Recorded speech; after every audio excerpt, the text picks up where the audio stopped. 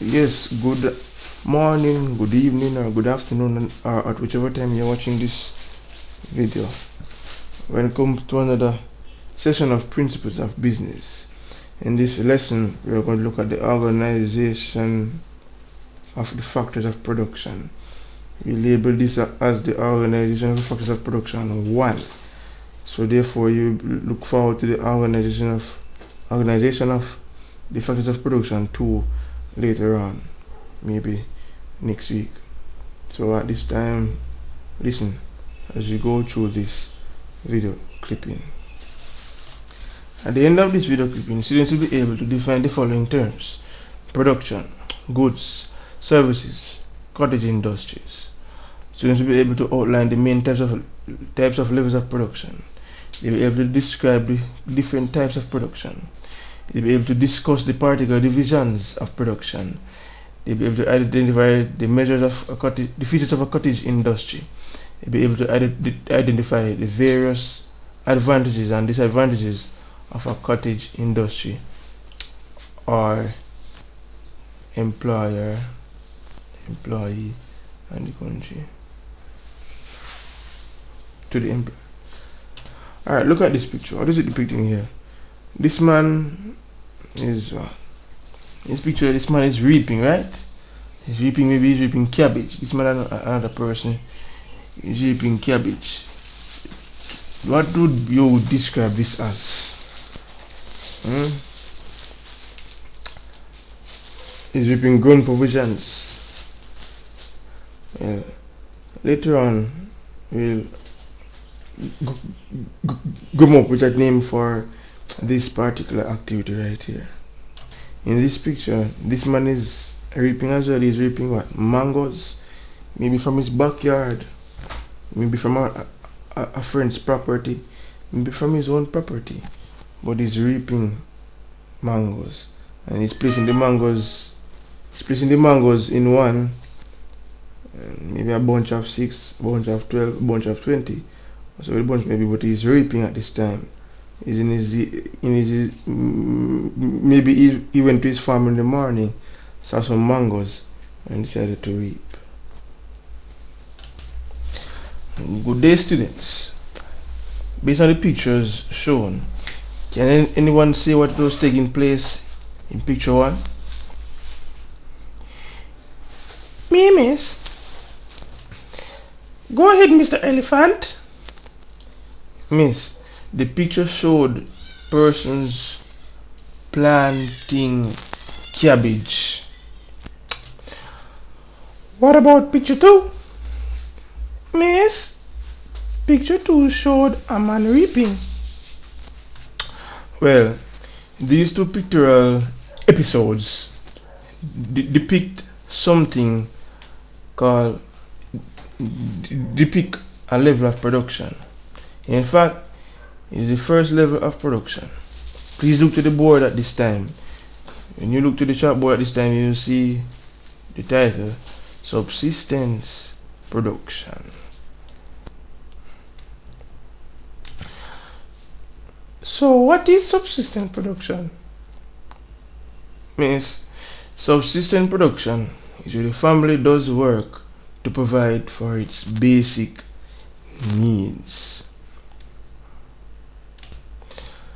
There are 2 additional levels of production which you need to take note of. You can look on the board to see what they are. Number 1, domestic production, and number 2, separate production. Domestic production, the production of goods and services for the needs of the family and the country. So much from this is traded within the community. See, there are some Caribbean countries which are self-sufficient in the production of some goods, in that they do not have to import these goods. However, the majority of countries of the world have to depend on imported goods. So when there are strong agency of domestic production within a society, then they would not have to import the amount of goods, the high level they would not have a high level of importation of goods. Next, surplus production, also referred to as cash crop or export production. Here, countries produce for export. Some countries that have climatic advantages or are well endowed with natural resources are well placed for producing goods that are in demand worldwide. In export production, family, country, and export needs may be satisfied. You should know, however, that some countries will export even if they are not meeting their country's need because of the greater need to earn valuable foreign currency. At this time, you can pause the video. Look at this picture. Think about what he's doing here. It is clear to you what he's doing. Pause the video and think about what he's doing at this time.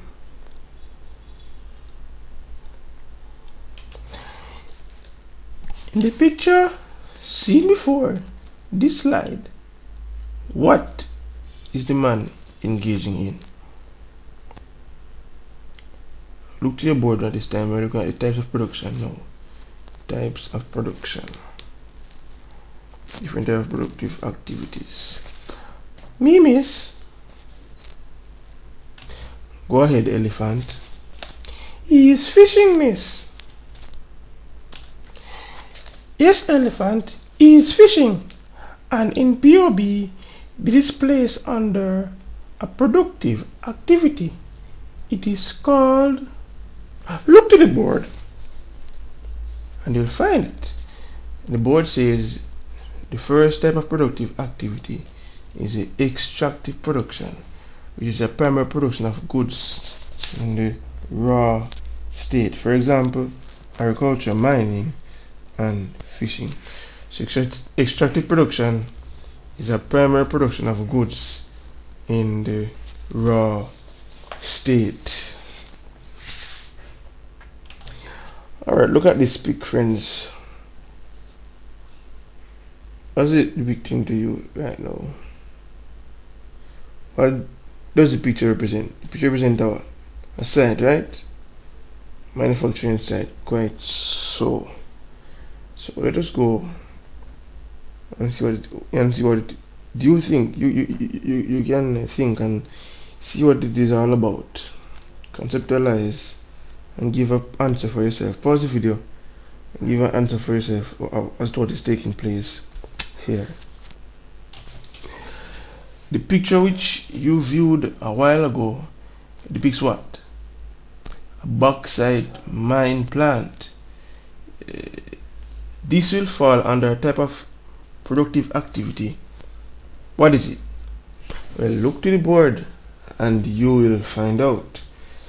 The second type of productive activity here is manufacturing. It says it is the second stage of production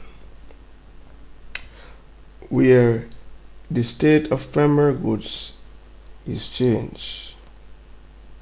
For example, fish may be salted or fried. Bauxite in the picture that you saw before may be changed to alumina and aluminum. So in the picture that you saw before, the bauxite, there was a bauxite mine and there were manufacturing going on there. The manufacturing in that instance is changing the bauxite to alumina, then to aluminum. And as you can see, this is clear that there are builders here, maybe masons, maybe persons who render. You see machines there digging up. Basically they are building, right? And in a society, in other words, for building, what are they? Well, write them down and then pause the video, look at it again, conceptualize, and then let us move on. The picture which you viewed on the previous slide depicts what? A construction site. This is considered to be a secondary production agent. So therefore we classify it as a third type of productive activity. It is also considered as a secondary production where manufactured goods are assembled. For example, the building of houses, roads, bridges, and swimming. So it is a third type of productive activity that is done. And look at this picture. What is it depicting? National Commercial Bank, right? In New Kingston. A $30 stamp right here. Would you see the National Commercial Bank in New Kingston? Quite so. The picture which you saw a while ago, what is it depicting? Me, miss. Go ahead, Mr. Elephant. Miss, the picture is depicting the National Commercial Bank. Yes, you are correct, Mr. Elephant. It is indeed the National Commercial Bank. They are described as service or tertiary production agent. Then the service or tertiary production is the fourth type of productive activity, my friends. This type of production covers commercial services, whether for goods to reach buyers of our personal and public services. And this makes the production of goods possible by providing the social structure in which it can operate. What does this picture depicts? It depicts the production of what? Sugar. It is a picture of the production of sugar, my friends. The creation of sugar.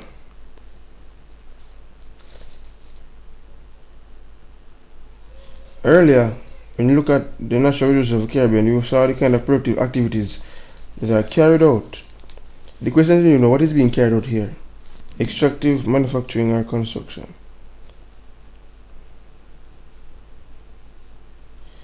Manufacturing, because what? They are bringing this product from sugar cane to make it into sugar. Therefore, there is some form of manufacturing in progress here. Well, the picture that was seen a while ago, that we saw a while ago, is depicting production. Question is, what is production? Production is defined as the creation of goods and services to satisfy human wants. That's basically it. Pause the video, make note of it. Alright, look at this now. You're going to distinguish between goods and services. There are two pictures here. One we classify as goods. Why do we classify that goods? Here, these are things that we can touch. The plates, the cloths, the forks, the spoons, the mugs, the table itself, the chairs, all of those we can touch, right? Yes. Our picture shows a service. This female is carrying around these things. The female you can touch, plate you can touch, but what she's doing you can't touch. What she's offering in terms of her personality, in terms of her smile, in terms of her, how she bring herself, you can't touch it. Question is now asked of you, what's the difference between goods and services? I guess you would have known already. One that you can, goods are one that you can touch, while services you cannot touch it or feel it. You only experience it. Well, goods are tangible commodities which satisfy human wants. You are able to see these, for example, bread, tables, and chairs.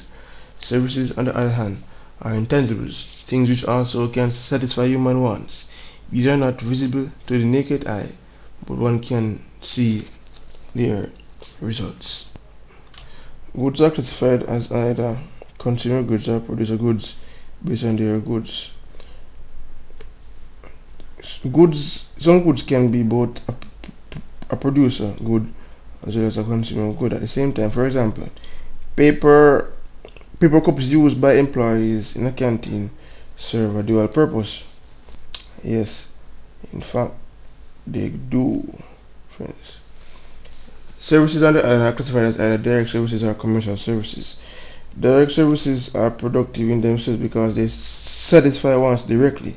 For example, a hairdresser who fixes your hair. Commercial services involve trade and anything that helps to distribute or to bring goods from the producer to the consumer. Then, consumers need to be aware of goods and services that are available. This is where advertising comes in. Therefore, trading, transportation, insurance, warehousing, banking, advertising are all commercial services. I go again. Examples of commercial services are trading, transportation, insurance, warehousing, banking, and advertising. At this time, we will look at the branches of production. Man utilizes the resources in his environment to create goods and services to satisfy his needs. We can trace some goods produced to a natural resource. Those trees provide the source of wooden articles. Many things made from plastic derive from coal and oil. Glass comes from sand. Steel objects start as iron ore. Thus, industry relates to obtaining natural materials and converting them. We can therefore analyze production into divisions as you will see later on down the road. Division of production. Divisions of production can be arranged in sequence as follows. First, we have primary production.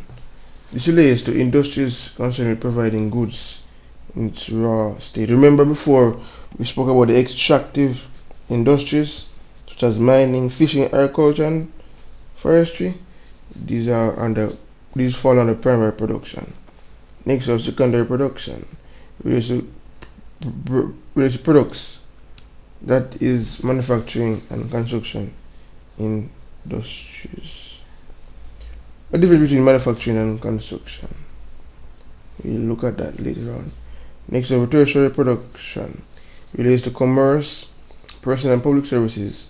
Some examples of commercial services are banking, insurance, transportation, warehousing, communications, and advertising. We ask, what's the difference between manufacturing and construction? Manufacturing involves the changing of goods from the raw state into commodities which have greater use to man, for example, exchanging cotton to fabric. On the other hand, construction involves the building of things, for example, roads, houses, bridges. It involves using manufactured and natural products to construct other products. Manufacturing, changing of goods from raw state into commodities. Construction really is using manufactured products and natural products to construct other things. So that's basically that for that. We'll look at cottage industries. What are cottage industries? Can anyone say? Well, pause the video at this time and write down your own definition for this term, cottage industries. And this picture depicts something. Persons working using their hands to create mats, wires, and other things. What is it called? Based on the lesson so far, you would know that it is called a cottage industry. Therefore, let us go to the definition of a cottage industry. Question is, what are cottage industries? Cottage industries refers to skilled production of handicraft nature done at home. Cottage production may be carried out as a means of self-employment, or employers may give out work to employees in their homes. Now look at the features of cottage industries. Simple machines or tools are used in the production process. Initially, small outlay of capital is required in comparison to other industries. Therefore, you don't need a large amount of capital to start a business like this. Production must be carried out at home. In the home, goods produced must be of a handicraft nature.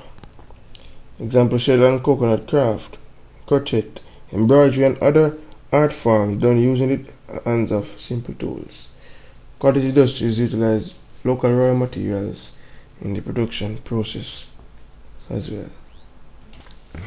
Resources used in the cottage industry are seashells, calabash gourds, straw, boxes, vegetables, metals, plastic bags, plastic cups, matchsticks, forge sticks, fruits, threads, etc.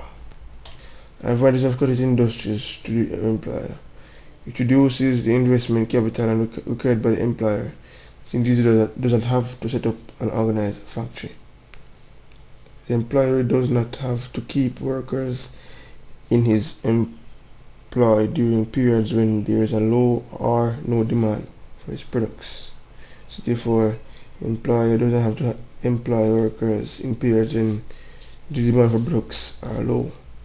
The employer does not have to fear strike action of workers due to trade union activity, because it is not an organized business really. Advantages of cottage industries to employ, the worker can work at home at his own pace and is able to carry out personal and family choices at the same time.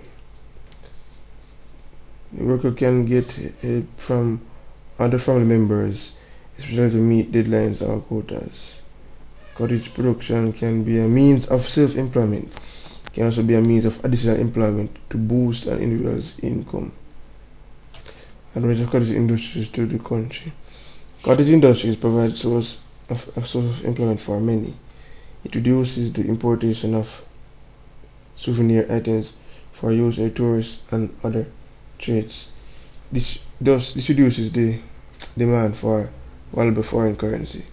Cottage industries can be a major source of earning foreign exchange by means of direct export of these goods to other countries.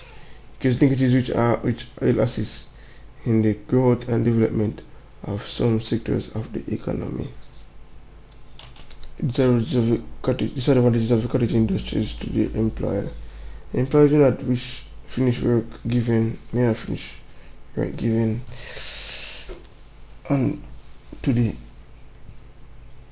on time.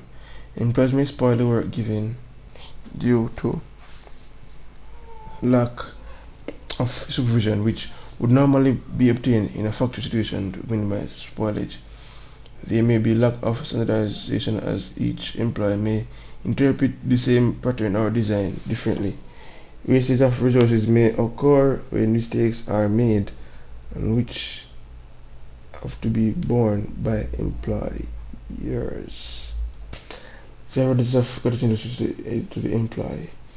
During periods where there is a low demand for the product, employees may not get any work, thereby suffering loss of income. The workers have to put in long hours to earn a living because they are paid by pieces produced. If the worker works for him or herself, he or she may find that the quality and quantity of his or her products may not compare with the goods produced in a well-equipped factory. Governments are aware that cottage industries are vital in national development strategies. They are therefore keen in assisting in the development of these industries. They help in the following areas: by providing training in areas such as handicraft through community centers, youth clubs. They also provide factory space and small loans through their various lending and agencies for those who want to expand. Some governments have provided marketing facilities by organizing trade fairs and expositions at home and abroad to boost sales in those industries. Well, we have come to the end of the organization of production 1. We hope and trust that you have learned a bit from this video presentation. God bless. May God continue to bless you and keep you as you prepare for your examinations.